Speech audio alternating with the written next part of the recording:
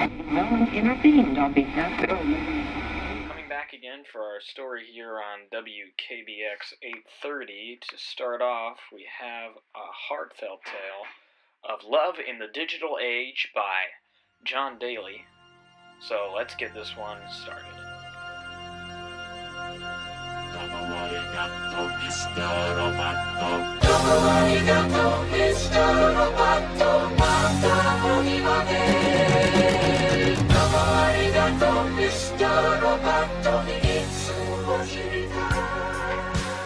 Once upon a time, in the not too distant future of 2001, there was a young man, not much older than 16, who lived in a faraway land.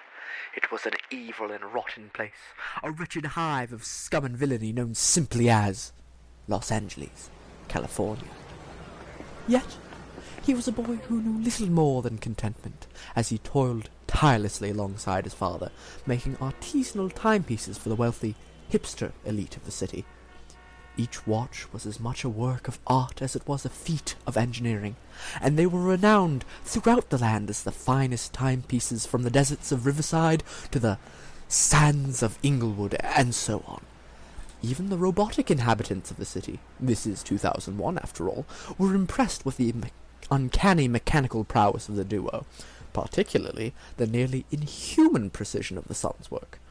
One day, when the two were perfecting an exotic ruby-based model in the family workshop, the boy's mother rushed in, out of breath.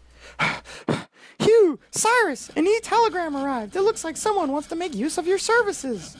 I don't think we have time to accept another customer. Cyrus and I are swamped with work as it is. But Hugh, you don't understand. This is from the Borgias. The Borgias? Cyrus asked. Who are they? The mother turned incredulous. Only the wealthiest family in the city? There is but one of them left, the daughter, now raised by robotic caretakers after Mr. and Mrs. Borgia died in that horrible gardening accident. Aye. The father remarked mournfully. Horrific indeed.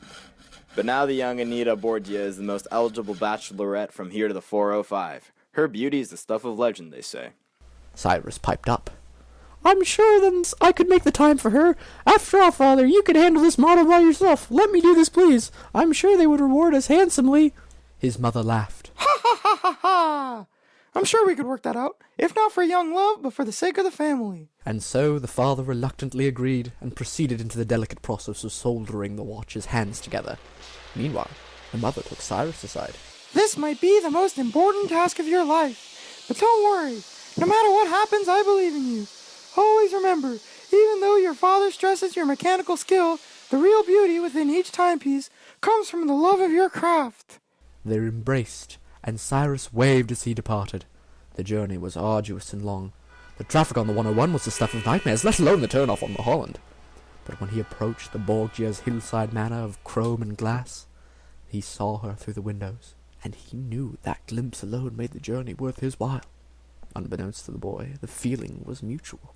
Who was this Mr. Long, tan and handsome? Anita was agape at the magnificence of his stride, his simple attire and elegant frame. They met at the door. Cyrus didn't even have to knock. Hello? Cyrus said sheepishly. Anita leaned up against the doorway. Hello, I'm Anita. I know. I'm Cyrus. I hear you have a problem with your clock? I do. Do you think you could help me? It's for my fiancé. I think I could. Wait, what? I'm getting married. Anita said with a hint of sorrow in her voice. We need his and her pocket watches. It's a surprise. Cyrus stammered. Oh, that is a surprise. I mean, of course I can make that for you. What kind of metal are you thinking? Rose gold? Platinum? I think you can figure that out. Surprise me. Cyrus walked back to his hovercar, dumbfounded. What was that supposed to mean? Why are women so complicated? But as he glanced back at the house through the grand cuboid windows, he saw the girl's sad reality. There she was, arguing with her caretakers as they struck her and motioned outward towards him. He couldn't allow himself to get involved. There was nothing to do, it seemed, except perhaps go home and get to work. Time passed. The more Cyrus thought of this girl, the more he knew it was love at first sight. Every second they spent apart was agony. The boy poured every ounce of his love into the timepieces, every bolt, every spring precisely positioned to somehow demonstrate, in the sum of his parts, the affection he felt for her. One was faced with gold and steel, the other with rare mahogany. Too bad it seemed to be all in vain, for certainly when it was all said and done, the two were most likely the greatest watches the world had ever seen. I'm proud of you, son, The father said, examining Cyrus's work. Far better than anything I have ever done. Your mechanical precision has rendered you a true master. Cyrus thought long and hard about what he was going to say. Thank you, father, but it wasn't my calm calculation that brought me to this point. Just like mother said, it was my love for the craft. And truthfully, my love for the recipient. This girl, Anita. I think I'm in love. His father gasped. What? How can you feel such a thing? She'll be a married woman soon. She's one of great wealth and stature. There's no possible way that you feel this for her. No way. But father, Cyrus pleaded, I'm a man like any other. I cannot choose who I love. That's where you're wrong, Cyrus. You're not quite a man in the way you believe yourself to be. You should probably take a seat. And so they sat at the workbench. When you were very young, you became very ill. Your mother and I weren't sure what to do, and the doctor said you were dying. That was until a mysterious robotic specialist, Dr. Ned 3000 they called him, insisted we try for a mechanical solution. They took out most of your body, even parts of your brain, and turned you into a Cyborg? Like Astro Boy? His father nodded somberly. Yes, exactly like Astro Boy. Cyrus leapt from his chair. That's not true. It's impossible. Search your feelings. You know it to be true. Why else would your middle name be Borg? And besides, even if you were a regular guy, what makes you think you can marry a girl like that? There must be a way, Cyrus asserted. I'll figure it out myself. I'm leaving to deliver the watches and tell her myself how I feel. You'll do nothing of the sort. This isn't some garbage fairy tale. You can't jeopardize my business for your illusion of love. Make me! And with that, the father landed a hard, open hand blow on Cyrus's face, his wedding ring scratching him deep on the cheekbone. Incredulous, Cyrus staggered backward and touched his face. At first there was blood and then a trickle of some black fluid. Oil, coolant, conducting fluid, whatever it was proof enough. He looked back with a tear in his eye at the father, who was even more aghast than his son. Cyrus grabbed his two creations and bolted out the door. But rather than head toward the heart of the city in the Borg Germana, he started for the hills far outside town, where the talons of civilization had still not fully taken a hold of the land. Turning off side road after side road, he was at last truly alone in the dry desert hills, overlooking a wide gorge. Cyrus was almost unable to control his stupid teenage angst. Was his whole life, everything his mother said to him, a lie?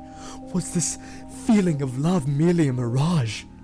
He grabbed the watches out of his pocket and held them over the ledge. It was all for nothing. Suddenly, a scream echoed from behind him. It was Anita. Don't do it, Cyrus. Shut your mouth. Cyrus, it is a pleasure to meet you. Another voice called. I know you. Cyrus recalled. You're Anita's guardians. Yes, guardian. That is a good word. Beep beep beep boop boop beep boop. The robot's voice modulator whirred mechanically. And it has come to our attention that you now pose a threat to Anita's health and happiness. You're wrong. I love... Silence is golden, dear Anita. The robot mother warned. Where was I? Oh yes, interloper in my house, falling in love with my ward, about to throw his watch over the cliff. Beep beep boop. The amazing Meccano Man appeared in a flash behind Cyrus, grabbing his hand and moving it yet further over the cliff. Truly a shame to waste such fine pieces, and what delicate face? The lovely mahogany, everything beautiful and harmonious about the natural world. Beep beep boop. Representative of the infinite grandeur of life and of love. Do you feel the need to explain every metaphor? The white gold and steel, overlaid with absolute precision, the very pinnacle of man's or perhaps machine's skills. For truly no man could ever have crafted such a piece. Is this not right, Cyrus? How did you know? Cyrus stuttered. Does it matter? Does it matter that I know you are not a man, but a machine? And yet you would try to win this woman's heart with this pitiful gift? No. Even you are not so stupid. That is why you came here, is it not? To throw this, your gift of love, to its ruin. You claim to love, but you're more machine than man. Beep beep boop. You can't love, but you don't know how to love. Search your feelings, Cyrus. You know it to be true. Just who are you? Who I am? Ha ha! beep boop boop. The robot gave a hearty guffaw. I suppose you deserve the truth. In this life, I am known as Robert Bott, beloved guardian of the last of the Borgias. But in another life, I was known as Ned 3000. Cyrus, I am your father. Now do as your father tells you and toss that watch into the unknown. Accept your face, Cyrus Borg. You are a bot, just like me. Cyrus looked down towards the abyss. He could see no way around what Ned had said. He was, in fact, a robot. How could he feel love? He was simply a mindless automaton. He felt the grip around his wrist loosen, and without thought, without feeling, first his arm, then his whole body moved yet further towards the ledge. I love you, Cyrus. Anita shouted, shaking Cyrus from his stupor. And I know you love me too. You did before you were half robot, and you know it now. You can feel it in your heart, and I can hear it. Can't you? Cyrus had no idea what the hell she was on about. Why are women so complicated? Confused as he was, Cyrus was nothing if not a dutiful lad. So he listened. For some time he heard nothing, then... His watches formed an elegant rhythm together, and over the metronome he began to hear more. Whoosh! Whoosh! Went the waves of sand blasting the cliffside from the great dunes beyond. Then, the whistling of a biting wind amongst the canyons, forming a harsh but supple melody in his heart. It was glorious, he heard, this time, his mother's voice. The real beauty within each timepiece comes from the love of your craft. I love you too, Anita, and I'll never forget it again. Cyrus wheeled himself away from the cliff and turned on the bots. This time it was his turn to reappear. With superhuman speed, he threw himself towards the mother bot and grabbed the love of his life in his arms. Error. He is robot. How can he love? This love is illogical. Paradox. That's it. Cyrus roared. Robots, I submit to you. To love truly, one must love madly, and therefore think unclearly. But to think clearly, they must first have experienced love. Love, error, beep boop, beep beep boop, boop boop beep. The robots repeated endlessly as they began to emit smoke from their orifices and started glowing with heat. Error. Jesus, why don't they beta test this better? Critical heat achieved. The robots exploded in a blaze of glory, shooting glorious multicolored works of pyrotechnic art into the air. Your watch, my lady? Cyrus said suavely as he held her in his arms. Shut up and kiss me. Said Anita, sick of this melodramatic BS. And so they drove off into the sunset on their hover car, and took the 5 straight out of the grapevine and got the hell out of LA. And then, and only then, did they live happily ever after, for all coming time.